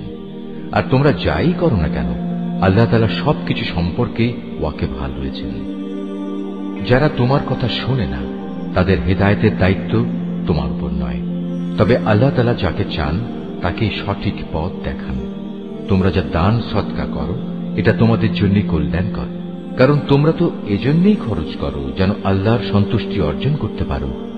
তোমরা আজ যা কিছু দান করবে আগামীকাল তার পুরোপুরি পুরস্কার তোমাদের আদায় করে দেয়া হবে। সেদিন তোমাদের উপর কোন রকম জুলুম করা হবে না। দান সদকা তো তোমাদের মাঝে এমন কিছু গরিব মানুষের জন্য যারা আল্লাহর পথে এমন ভাবে ব্যাপৃত, যারা নিজেদের জন্য জমিনের বুকে চেষ্টা সাধনা করতে পারে না। আত্মসম্মান বোধের কারণে কিছু চায় না বলে অজ্ঞ মূর্খ লোকেরা এদের মনে করে এরা বুঝি সচ্ছল, কিন্তু তুমি এদের বাহ্যিক চেহারা দেখেই এদের সঠিক অবস্থা বুঝে নিতে পারো। এরা মানুষদের কাছ থেকে কাকুতি মিনতি করে ভিক্ষা করতে পারে না। তোমরা যা কিছুই খরচ করবে আল্লাহ তাআলা তার যথার্থ বিনিময় দেবেন, কারণ তিনি সবকিছু দেখেন। যারা দিনরাত প্রকাশ্যে ও সঙ্গোপনে নিজেদের মাল সম্পদ ব্যয় করে তাদের মালিকের দরবারে তাদের এ দানের প্রতিফল সুরক্ষিত রয়েছে। তাদের উপর কোন রকম ভয়ভীতি থাকবে না, তারা চিন্তিতও হবে না। যারা সুদ খায় তারা মাথা উঁচু করে দাঁড়াতে পারবে না, দাঁড়ালেও তার দাঁড়ানো হবে সে ব্যক্তির মতো যাকে শয়তান নিজস্ব পরশ দিয়ে দুনিয়ার লোভ লালসায় মোহাচ্ছন্ন করে রেখেছে। এটা এই কারণে যেহেতু এরা বলে ব্যবসা বাণিজ্য তো সুদের মতোই একটা কারবারের নাম, অথচ আল্লাহ তাআলা ব্যবসা হালাল করেছেন এবং সুদকে হারাম করেছেন।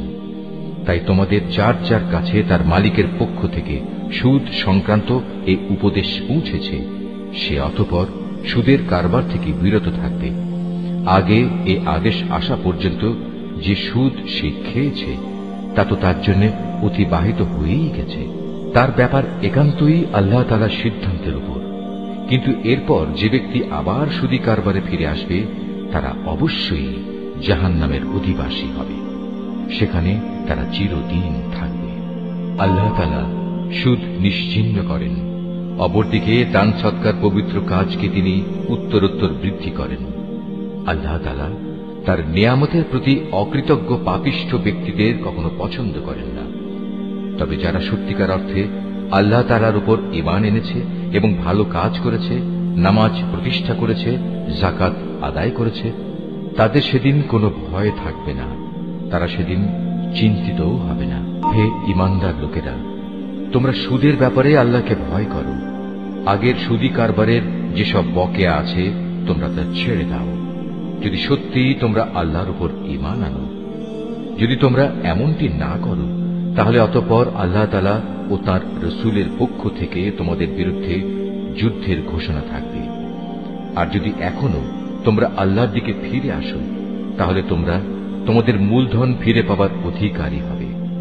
সুদী কারবার দ্বারা অন্যের উপর জুলুম করো না, তোমাদের উপরও অতঃপর সুদের জুলুম করা হবে না।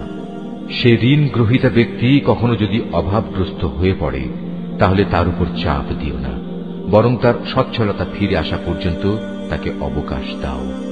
আর যদি তা মাফ করে দাও তাহলে তা হবে তোমাদের জন্য অতি উত্তম কাজ। যদি তোমরা ভালোভাবে জানো তাহলে তাই করো। সেদিনটিকে ভয় করো যেদিন তোমাদের সবাইকে আল্লাহর দিকে ফিরিয়ে নেওয়া হবে। সেদিন প্রত্যেক মানব সন্তানকে জীবনভর কামাই করা পাপ পুণ্যের পুরোপুরি ফলাফল দিয়ে দেয়া হবে, কারো উপর সেদিন কোনো ধরনের জুলুম করা হবে না। হে ঈমানদার বান্দারা, তোমরা যখন পরস্পরের সাথে নির্দিষ্ট একটি সময়ের জন্য ঋণের চুক্তি করো তখন তা লিখে রাখো। তোমাদের মধ্যকার যে কোনো একজন লেখক সুবিচারের ভিত্তিতে এ চুক্তিনামা লিখে দেবে। যাকে আল্লাহ তাআলা লেখা শিখিয়েছেন সে যেন কখনো লিখতে অস্বীকৃতি না জানায়। লেখার সময় ঋণ গ্রহীতা লেখককে বলে দেবে কি কি শর্ত সেখানে লিখতে হবে। এ পর্যায়ে লেখককে অবশ্যই তার মালিক আল্লাহ তাআলাকে ভয় করা উচিত। চুক্তিনামা লেখার সময় লক্ষ্য রাখতে হবে তার কিছু যেন বাদ না পড়ে। যদি সে ঋণ গ্রহীতা অজ্ঞ, মূর্খ এবং সব দিক থেকে দুর্বল হয়, অথবা চুক্তিনামার কথাবার্তা বলে দেওয়ার ক্ষমতাই তার না থাকে, তাহলে তার পক্ষ থেকে তার কোনো অভিভাবক ন্যায়ানুগ পন্থায় বলে দেবে কি কি কথা লিখতে হবে। তদুপরি তোমাদের মধ্যে থেকে দুইজন পুরুষকে এ চুক্তিপত্রে সাক্ষী বানিয়ে নিও। যদি দুইজন পুরুষ একত্রে পাওয়া না যায় তাহলে একজন পুরুষ এবং দুজন মহিলা সাক্ষী হবে, যাতে করে তাদের একজন ভুলে গেলে দ্বিতীয়জন তাকে স্মরণ করিয়ে দিতে পারে। এমন সব লোকদের মধ্যে থেকে সাক্ষী নিতে হবে যাদের উভয় পক্ষ পছন্দ করবে। সাক্ষীদের যখন সাক্ষী প্রদানের জন্য ডাকা হবে তখন তারা তা অস্বীকার করবে না। লেনদেনের সময় পরিমাণ ছোট হোক কিংবা বড় হোক, দিনক্ষণ সহ তা লিখে রাখার ব্যাপারে অবহেলা করো না। এটা আল্লাহর কাছে ন্যায্যতর ও সাক্ষ্য দানের ক্ষেত্রে অধিক মজবুত ভিত্তির উপর প্রতিষ্ঠিত, এবং পরবর্তীকালে যাতে তোমরা সন্দিগ্ধ না হও তার সমাধানের জন্যও এটা নিকটতর পন্থা। যা কিছু তোমরা নগদ হাতে হাতে আদান প্রদান করো তা সব সময় না লিখলেও তোমাদের কোনো ক্ষতি নেই, তবে ব্যবসায়িক লেনদেনের সময় অবশ্যই সাক্ষী রাখবে। দলিলের লেখক ও চুক্তিনামার সাক্ষীদের কখনো তাদের মত বদলানোর জন্য কষ্ট দেয়া যাবে না। তারপরেও তোমরা যদি তাদের এ ধরনের যাতনা প্রদান করো তাহলে জেনে রেখো তা হবে তোমাদের জন্য একটি মারাত্মক গুনাহ। এ ব্যাপারে আল্লাহ তাআলা তোমাদের সব কিছুই শিখিয়ে দিচ্ছেন, কেননা আল্লাহ তাআলা সব কিছুই জানেন। যদি তোমরা কখনো সফরে থাকো এবং এ কারণে ঋণের চুক্তি লেখার মতো কোনো লেখক না পাও, তাহলে চুক্তি লেখার বদলে কোনো জিনিস বন্ধক রেখে দাও। যখন তোমাদের কোনো ব্যক্তি অপর ব্যক্তিকে কোনো বন্ধকি জিনিসের ব্যাপারে বিশ্বাস করে, এমতাবস্থায় যে ব্যক্তিকে বিশ্বাস করা হয়েছে তার উচিত সেই আমানত যথাযথ ফেরত দেয়া এবং আমানতের ব্যাপারে আল্লাহ তাআলাকে ভয় করা, যিনি তার মালিক। তোমরা কখনো সাক্ষ্য গোপন করো না। যে ব্যক্তি তা গোপন করে সে অবশ্যই অন্তরের দিক থেকে পাপিষ্ঠ সাব্যস্ত হয়। বস্তুত আল্লাহ তাআলা তোমাদের যাবতীয় কাজকর্মের ব্যাপারে সম্যক অবগত রয়েছেন। আসমান জমিনে যা কিছু আছে তা সবই আল্লাহ তাআলার জন্য। তোমরা তোমাদের মনের ভেতরে যা কিছু আছে তা যদি প্রকাশ করো কিংবা তা গোপন করো, আল্লাহ তাআলা একদিন তোমাদের কাছ থেকে এর পুরোপুরি হিসাব গ্রহণ করবেন। এরপর তিনি যাকে ইচ্ছা তাকে মাফ করে দেবেন, আবার যাকে ইচ্ছা তাকে তিনি শাস্তি দেবেন। আল্লাহ তাআলা সব কিছুর উপর ক্ষমতাবান। আল্লাহর রসূল সে বিষয়ের উপর ঈমান এনেছে যা তার উপর তার মালিকের পক্ষ থেকে নাযিল করা হয়েছে, আর যারা সে রসূলের উপর বিশ্বাস স্থাপন করেছে তারাও সে একই বিষয়ের উপর ঈমান এনেছে। এরা সবাই ঈমান এনেছে আল্লাহর উপর, তার ফেরেশতাদের উপর, তার কিতাব সমূহের উপর, তার রসূলদের উপর। তারা বলে, আমরা তার পাঠানো নবী রসূলদের কারো মাঝে কোন রকম পার্থক্য করি না। আর তারা বলে, আমরা তো আল্লাহর নির্দেশ শুনেছি এবং তা মেনেও নিয়েছি। হে আমাদের মালিক, আমরা তোমার ক্ষমা চাই এবং আমরা জানি আমাদের একদিন তোমার কাছেই ফিরে যেতে হবে। আল্লাহ তাআলা কখনো কাউকেই তার শক্তি সামর্থ্যের বাইরে কোনো কাজের দায়িত্ব চাপিয়ে দেন না। সে ব্যক্তির জন্য ততটুকু বিনিময় রয়েছে যতটুকু সে এ দুনিয়ায় সম্পন্ন করবে, আবার সে যতটুকু মন্দ দুনিয়ায় অর্জন করেছে তার উপর তার ততটুকু শাস্তি পতিত হবে। অতএব হে মোমেন ব্যক্তিরা, তোমরা এই বলে দোয়া করো, হে আমাদের মালিক, যদি আমরা কিছু ভুলে যাই, কোথাও যদি আমরা কোনো ভুল করে বসি, তার জন্য তুমি আমাদের পাকড়াও করো না। হে আমাদের মালিক, আমাদের পূর্ববর্তী জাতিদের উপর যে ধরনের বোঝা তুমি চাপিয়েছিলে তা আমাদের উপর চাপিও না।